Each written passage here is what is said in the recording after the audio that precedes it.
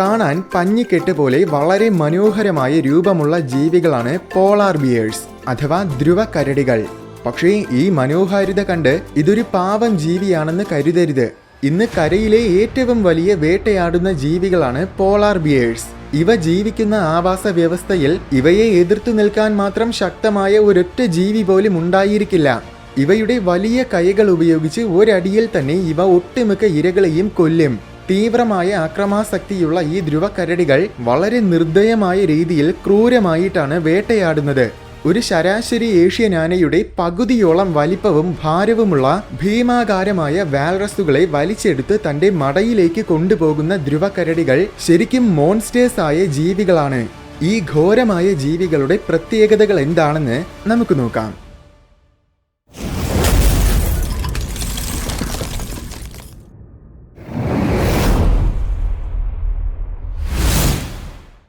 ഭൂമിയുടെ ഉത്തര ധ്രുവ മേഖലയിൽ അഥവാ ആർട്ടിക്കിലാണ് പോളാർ ബിയേഴ്സ് ജീവിക്കുന്നത്. സതേൺ പോളിൽ അതായത് അന്റാർട്ടിക്കയിൽ ഇവയെ കാണാൻ പറ്റില്ല. അതുപോലെ തന്നെ സതേൺ പോളിൽ കാണുന്ന പെൻഗ്വിനുകളെ നോർത്തിലും കാണാനാകില്ല. ബ്രൗൺ കരടികളിൽ നിന്നുമാണ് ധ്രുവ കരടികൾ പരിണമിച്ചത്. പക്ഷേ അതെപ്പോഴാണ് പരിണമിച്ചതെന്ന് കൃത്യമായിട്ട് അറിയില്ല. ഏകദേശം 15 ലക്ഷം വർഷങ്ങൾക്ക് മുൻപ് മുതൽ 1.5 ലക്ഷം വർഷങ്ങൾക്ക് മുൻപ് വരെയുള്ള കാലഘട്ടത്തിലായിരിക്കുമെന്നാണ് നിഗമനം. എന്തായാലും ഇതുവരെ ലഭിച്ചിട്ടുള്ള ഏറ്റവും പഴക്കം ചെന്ന പോളാർ ബിയറിന്റെ ഫോസിലിന് ഏകദേശം 1 ലക്ഷം വർഷങ്ങളിൽ കൂടുതൽ പഴക്കമുണ്ടായിരുന്നു. അപ്പോൾ കുറഞ്ഞത് 1 ലക്ഷം വർഷങ്ങൾക്ക് മുൻപ് തൊട്ടെങ്കിലും പോളാർ ബിയേഴ്സ് ഭൂമിയിൽ ജീവിക്കുന്നുണ്ട്. 1.5 ലക്ഷം അല്ലെങ്കിൽ 15 ലക്ഷം വർഷങ്ങൾ എന്ന് പറയുമ്പോൾ ഭൂമിയുടെ കാലയളവിൽ നോക്കിയാൽ വളരെ അടുത്ത കാലത്തിലാണ് പോളാർ ബിയേഴ്സ് ഭൂമിയിൽ ഉണ്ടായത്. പണ്ട് ഐസ് ഏജ് കാലത്തിൽ നോർത്തേൺ പ്രദേശങ്ങളിൽ ഭൂരിഭാഗവും തണുത്തുറഞ്ഞു പോയിരുന്നു. ആ കാലത്തിൽ ആഹാരം തേടി അലയുന്നതിനിടയിലായിരിക്കും ഈ ബ്രൗൺ കരടികൾ ധ്രുവ പ്രദേശങ്ങളിൽ എത്തിയതും കാലക്രമേണ അവിടെ അതിജീവിക്കുന്ന തരത്തിൽ പരിണമിച്ചതെന്നുമാണ് കരുതുന്നത്. ഇന്ന് ഏകദേശം 31,000 പോളാർ ബിയേഴ്സ് ലോകത്തിലുണ്ടെന്നാണ് കണക്ക്. അതിൽ 60% കൂടുതലും കാണപ്പെടുന്നത് കാനഡയിലാണ്. കരയിലെ ഏറ്റവും വലിയ മാംസഭുക്കായ ജീവിയും ഏറ്റവും വലിയ കരടി വർഗവും പോളാർ ബിയേഴ്സ് ആണ്. ഒരു ശരാശരി മെയിൽ ധ്രുവ കരടിക്ക് 350 മുതൽ 700 കിലോഗ്രാം വരെ ഭാരവും 9 അടി വരെ ഉയരവും ഉണ്ടായിരിക്കും. ഫീമെയിൽസിനാണെങ്കിൽ അതിന്റെ പകുതി വലിപ്പമേ ഉണ്ടായിരിക്കുകയുള്ളൂ. 1960-ൽ അലസ്കയിൽ വെച്ച് പിടികൂടിയ ഒരു മെയിൽ പോളാർ ബിയർ ആണ് ഇതുവരെ കണ്ടിട്ടുള്ള ഏറ്റവും വലിയ കരടി. അതിന് 12 അടിയിൽ കൂടുതൽ ഉയരവും 1000 കിലോഗ്രാമോളം ഭാരവും ഉണ്ടായിരുന്നു. ശരിക്കും ഭയാനകമായ ഒരു ഭീമൻ ജീവി. പോളാർ ബിയേഴ്സിന്റെ പാദങ്ങൾ പരന്നതും വീതി കൂടിയതുമാണ്. ഒരു ശരാശരി പോളാർ ബിയറിന്റെ പാദത്തിന് 30 സെന്റിമീറ്റേഴ്സിൽ കൂടുതൽ വീതിയുണ്ടായിരിക്കും. ഈ പാദങ്ങൾക്കിടയിൽ കട്ടിയുള്ള പാഡ്സ് ഉണ്ട്. ഈ പാഡ്സിൽ പാപ്പില്ലേ എന്ന ഒരുതരം പദാർത്ഥം അടങ്ങിയിട്ടുണ്ട്. ഐസിലൂടെ നടക്കുമ്പോൾ തെന്നിപ്പോകാതിരിക്കുന്നതിന്റെ കാരണം പാദങ്ങളിലുള്ള ഈ പദാർത്ഥമാണ്. ഇവയുടെ പാദങ്ങൾ വെബ്ഡ് ആണ്, അതായത് വിരലുകൾ പരസ്പരം കണക്റ്റഡ് ആയിരിക്കും. ഇത് വെള്ളത്തിലൂടെ എളുപ്പത്തിൽ നീന്താൻ അവയ്ക്ക് വളരെയേറെ സഹായകരമാണ്. നീന്തുന്ന കാര്യത്തിൽ PhD എടുത്തവരാണ് പോളാർ ബിയേഴ്സ്. ഇവയുടെ കൂർത്ത് നീളം കൂടിയ തല വെള്ളത്തിനടിയിലൂടെ നീന്താൻ തക്ക വിധത്തിലാണ് പരിണമിച്ചിരിക്കുന്നത്. ഡോൾഫിൻസിനെയും തിമിംഗലങ്ങളെയും ഒക്കെ പോലെ മറൈൻ മാമൽസ് എന്നാണ് പോളാർ ബിയേഴ്സിനെയും പലരും വിശേഷിപ്പിക്കുന്നത്. കാരണം ഇവ ആർട്ടിക് സമുദ്രത്തിലായിരിക്കും കൂടുതൽ സമയവും ചിലവഴിക്കുന്നത്. എന്നുവെച്ച് എപ്പോഴും വെള്ളത്തിലായിരിക്കുമെന്നല്ല, മഞ്ഞുപാളികൾക്ക് മുകളിലൂടെ അലഞ്ഞു നടക്കുകയായിരിക്കും ചെയ്യുന്നത്. ഒരു മഞ്ഞുപാളിയിൽ നിന്നും കിലോമീറ്ററുകൾക്കകലെയുള്ള മറ്റൊരു മഞ്ഞുപാളിയിലേക്ക് വളരെ നിസ്സാരമായിട്ടാണ് ഇവ നീന്തി കടക്കുന്നത്. പല കിലോമീറ്ററുകളോളം ദൂരം വരെ ഓരോ ദിവസവും ധ്രുവക്കരടികൾ നീന്താറുണ്ട്. ചില സമയങ്ങളിൽ പല ദിവസങ്ങളോളം വരെയും നീന്തും. ഒരിക്കൽ ഒരു പെൺ പോളാർ കരടി ഏകദേശം 687 കിലോമീറ്റേഴ്സോളം ദൂരം ഒറ്റ തവണയിൽ നീന്തിയിട്ടുണ്ട്. ഇത്രയും ദൂരം നീന്താൻ അതിന് 9 ദിവസങ്ങളെടുത്തു. തന്റെ കുഞ്ഞിനെ സംരക്ഷിക്കാനായി മഞ്ഞുപാളിയിൽ നിന്നും അടുത്തുള്ള കരയിലേക്ക് നീന്തിയപ്പോഴാണ് ഇത്രയും ദൂരം എത്തിയത്. നിർഭാഗ്യവശാൽ യാത്രക്കിടയിൽ എപ്പോഴോ അതിന്റെ കുഞ്ഞ് മരിച്ചുപോയി. കരയിലെത്തിയപ്പോൾ അതിന്റെ കുഞ്ഞ് കൂടെയുണ്ടായിരുന്നില്ല. ആർട്ടിക് പ്രദേശങ്ങളിലെ രാജാക്കന്മാരാണ് പോളാർ ബിയേഴ്സ്. അവിടെ ഇവയെ എതിർത്ത് നിൽക്കാൻ മാത്രം ശക്തമായ ഒരു ജീവി പോലുമില്ല. ചെറിയ കുട്ടികളെ പല ജീവികളും വേട്ടയാടും. എന്നാൽ പൂർണ്ണ വളർച്ചയെത്തിയ ഒരു പോളാർ ബിയറിനെ ഒന്നും ചെയ്യാനാകില്ല. പക്ഷേ ചില സമയങ്ങളിൽ പോളാർ ബിയേഴ്സ് ധ്രുവപ്രദേശത്തിൽ നിന്നും പുറത്തോട്ട് വരാറുണ്ട്. അങ്ങനെ വരുമ്പോൾ മാത്രമാണ് അവയെ വേട്ടയാടാൻ മാത്രം കരുത്തരായ മറ്റ് ജീവികളെ അവർക്ക് നേരിടേണ്ടി വരുന്നത്. അതായത് ബ്രൗൺ ബിയേഴ്സും പിന്നെ അപൂർവം സാഹചര്യങ്ങളിൽ സൈബീരിയൻ ടൈഗേഴ്സും. ഒരു ശരാശരി പോളാർ ബിയറിന്റെ നഖങ്ങൾക്ക് 3 മുതൽ 3.5 ഇഞ്ചോളം നീളമുണ്ടായിരിക്കും. ബ്രൗൺ കരടികളുമായിട്ട് താരതമ്യം ചെയ്യുമ്പോൾ അത് വലിപ്പം കുറഞ്ഞ നഖങ്ങളാണ്. പോളാർ ബിയേഴ്സിന്റെ നിറം എന്താണെന്ന് ചോദിച്ചാൽ ഒരു സംശയവുമില്ലാതെ തന്നെ പെട്ടെന്ന് നമ്മൾ വെള്ള നിറമാണെന്ന് പറയും. എന്നാൽ ശരിക്കും അതിന്റെ രോമം ട്രാൻസ്പെരന്റ് ആണ്, അതായത് നിറമില്ലാത്ത തെളിഞ്ഞ രോമം. ഈ കട്ടി കൂടിയ ഫൈബർ പോലത്തെ രോമത്തിന്റെ ഉൾഭാഗം പൊള്ളയാണ്.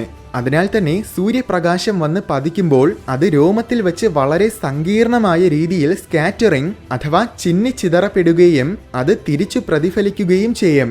അതുകൊണ്ടാണ് അതിനെ നമ്മൾ വെള്ള നിറമായിട്ട് കാണുന്നത്, അതായത് മഞ്ഞിനെ വെള്ള നിറത്തിൽ കാണുന്നത് പോലെ. സൂര്യാസ്തമയ സമയത്തിലും സൂര്യോദയത്തിലും നോക്കിയാൽ ഓറഞ്ചും ചുവപ്പുമൊക്കെ കലർന്ന നിറത്തിലായിരിക്കും കാണപ്പെടുന്നത്. മൊത്തം മേഘങ്ങൾ കൊണ്ട് മൂടിയിരിക്കുന്ന സമയത്തിലാണെങ്കിൽ ഒരു ഗ്രേ നിറത്തിലായിരിക്കും അതിനെ കാണുന്നത്. ഇനി ചില മൃഗശാലയിലൊക്കെയുള്ള പോളാർ ബിയേഴ്സിനെ കണ്ടാൽ അവയ്ക്ക് പച്ച നിറമായിരിക്കും. അതിന്റെ കാരണം അവയുടെ രോമത്തിൽ പറ്റിയിരിക്കുന്ന ഗ്രീൻ ആൽഗകളാണ്. അത് രോമത്തിന്റെ മുകളിലല്ല, മറിച്ച് ഉള്ളിലുള്ള പൊള്ളയായ ഭാഗത്തിലാണ് പറ്റിയിരിക്കുന്നത്. പോളാർ റീജിയനിൽ ഇത്തരം ആൽഗകൾ ഒന്നും തന്നെ ഉണ്ടായിരിക്കില്ല. അതുകൊണ്ടാണ് ധ്രുവപ്രദേശങ്ങളിൽ കാണുന്ന പോളാർ ബിയേഴ്സിന് സാധാരണ പച്ച നിറം വയ്ക്കാത്തത്. പോളാർ ബിയേഴ്സിന് 2 പാളി രോമമുണ്ട്. മുകളിലെത്തേത് ഗോഡ് ഹെയർ. ഇത് വളരെ നീളം കൂടിയതും കട്ടി കൂടിയതുമായ രോമമാണ്. നമ്മുടെ നഖങ്ങളിലുള്ള കെരാറ്റിൻ എന്ന പ്രോട്ടീൻ കൊണ്ടാണ് ഈ രോമവും നിർമ്മിതമായിരിക്കുന്നത്. അടിയിലത്തെ ലെയർ അണ്ടർകോട്ട്. ഇത് തീരെ നീളം കുറഞ്ഞ ഇടതൂർന്ന രോമങ്ങളായിരിക്കും. ഈ രോമത്തിനും അടിയിലാണ് അതിന്റെ സ്കിൻ. ഈ സ്കിന്നിന് യഥാർത്ഥത്തിൽ കറുത്ത നിറമാണ്. ഇതിനെ പിടിച്ച് മൊത്തം ഷേവ് ചെയ്ത് വിട്ട രൂപം കണ്ടാൽ നേരത്തെ ഉണ്ടായിരുന്ന ക്യൂട്ട്നെസ് ഒക്കെ പമ്പ കടക്കും.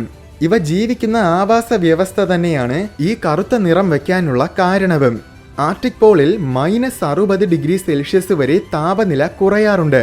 ഈ കൊടും തണുപ്പിൽ അതിജീവിക്കണമെങ്കിൽ വളരെയേറെ അത്യാവശ്യമായ ഒരു ഘടകമാണ് ചൂട്. സ്കിന്നിന്റെ കറുത്ത നിറം കൂടുതൽ ചൂട് വലിച്ചെടുക്കാൻ സഹായിക്കും. ഈ രോമത്തിനു മടിയിൽ ജെല്ലി രൂപത്തിൽ കൊഴുപ്പിന്റെ കട്ടി കൂടിയ ഒരു ലെയർ ഉണ്ട്. അത് ശരീരത്തിലെ ചൂട് പുറത്തു പോകാതെ തടയാൻ സഹായിക്കും. ആർട്ടിക്കിലെ തണുപ്പിൽ അതിജീവിക്കാൻ അത് വളരെ പ്രധാനപ്പെട്ടതാണ്. ഇങ്ങനെ പല പല ലെയേഴ്സ് ഉള്ളതുകൊണ്ട് യഥാർത്ഥത്തിൽ അവ തണുത്തു വിറയ്ക്കുന്നതിന് പകരം എപ്പോഴും ഓവർ ഹീറ്റ് ആവുകയാണ് ചെയ്യുന്നത്. വേഗത്തിൽ ഓടുന്ന സമയത്തിലും വേട്ടയാടുമ്പോഴുമൊക്കെ അവയുടെ ശരീരം പെട്ടെന്ന് ഓവർ ഹീറ്റ് ആകും. അതുകൊണ്ടാണ് എപ്പോഴും അവ വളരെ പതിയെ പതിയെ നടക്കുന്നത്. പോളാർ ബിയേഴ്സിന്റെ മണം പിടിക്കാനുള്ള കഴിവ് ശരിക്കും അപാരമാണ്. 60 കിലോമീറ്ററുകൾക്ക് അകലെ നിന്നും വരുന്ന മണം വരെ തിരിച്ചറിയാനുള്ള കഴിവ് പോളാർ ബിയേഴ്സിനുണ്ടെന്നാണ് പറയപ്പെടുന്നത്. പക്ഷേ അത് എത്രത്തോളം ശരിയാണെന്ന കാര്യം അറിയില്ല. കാരണം ആരും അത് കൃത്യമായിട്ട് പരിശോധന ചെയ്തിട്ടുള്ള കാര്യമല്ല. എങ്കിലും അത് യാഥാർത്ഥ്യം തന്നെ ആയിരിക്കാനാണ് സാധ്യത. കാരണം ബ്ലഡ് ഹൗണ്ട് എന്ന നായകളുടെ മണം പിടിക്കാനുള്ള ശക്തി ശരിക്കും അവിശ്വസനീയമാണ്. ഒരാൾ നമ്മുടെ അടുത്തുകൂടെ പോയാൽ അയാളുടെ പെർഫ്യൂമിന്റെ മണം ഏതാനും ചില നിമിഷ നേരങ്ങൾക്കുള്ളിൽ തന്നെ അപ്രത്യക്ഷമാകും. പക്ഷേ ബ്ലഡ് ഹൗണ്ട് നായകൾക്ക് 12 ദിവസങ്ങൾ കഴിഞ്ഞാലും ആ മണം തിരിച്ചറിയാനാകും. അത്രയേറെ ശക്തമാണ് ഇതിന്റെ ഘ്രാണശക്തി. ഈ ബ്ലഡ് ഹൗണ്ടിനേക്കാൾ 7 മടങ്ങോളം ശക്തമാണ് ബ്രൗൺ കരടികളുടെ മണം പിടിക്കാനുള്ള കഴിവ്. പോളാർ ബിയേഴ്സിന് എന്തായാലും ഇതിനേക്കാൾ കഴിവുണ്ടായിരിക്കും. അപ്പോൾ 60 കിലോമീറ്റേഴ്സ് അകലെയുള്ള മണം പിടിക്കാൻ പോളാർ ബിയേഴ്സിന് കഴിയുമെന്ന് പറയുന്നത് ചിലപ്പോൾ ശരി തന്നെയായിരിക്കും. ഘ്രാണശക്തി മാത്രമല്ല, കാഴ്ചശക്തിയും കേമമാണ്. രാത്രിയിലും ഇവയ്ക്ക് കാണാൻ പറ്റും. പക്ഷേ അത് പൂച്ചകളെ പോലെ പവർഫുൾ ആയിരിക്കില്ല. ഈ കണ്ണുകളിൽ കൺപോളകൾക്ക് പുറമേ നിക്റ്റേറ്റിംഗ് മെംബ്രെയിൻ എന്നൊരു ലെയറുമുണ്ട്. ഇത് വെള്ളത്തിനടിയിൽ നീന്തുമ്പോഴും വേട്ടയാടുമ്പോഴുമൊക്കെ കണ്ണുകൾക്ക് സുരക്ഷ നൽകും. അതിനു പുറമെ ഒരു സൺഗ്ലാസ് ആയിട്ടും ഈ മെംബ്രെയിൻ പ്രവർത്തിക്കും.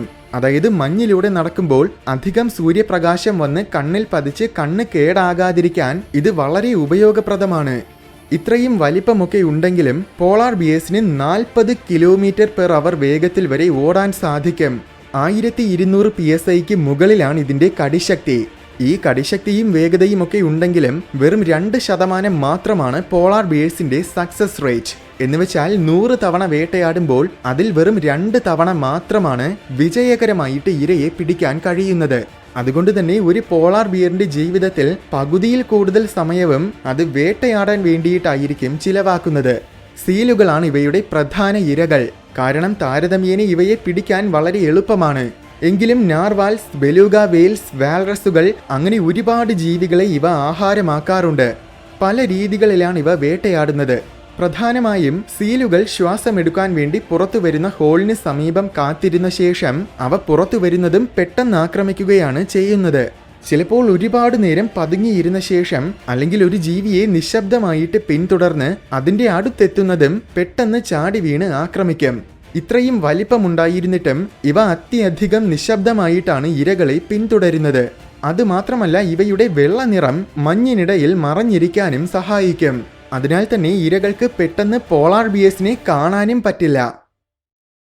ഇന്ന് വംശനാശ ഭീഷണിയിലായിരിക്കുന്ന ഒരുപാട് ജീവികളിൽ ഒന്നായി പോളാർ ബിയേഴ്സും മാറിയിരിക്കുകയാണ്. പണ്ട് പ്രധാന പ്രശ്നം അമിതമായ വേട്ടയാടലായിരുന്നു. എന്നാൽ ആഗോളതാപനം കൊണ്ട് മഞ്ഞുരുകുന്നതാണ് ഇന്നത്തെ പ്രധാന കാരണം. നിഗമനപ്രകാരം ഇനിയും 30 വർഷങ്ങൾക്കുള്ളിൽ, അതായത് 2050 ആകുമ്പോഴേക്കും പോളാർ ബിയേഴ്സിന് വംശനാശം സംഭവിക്കും.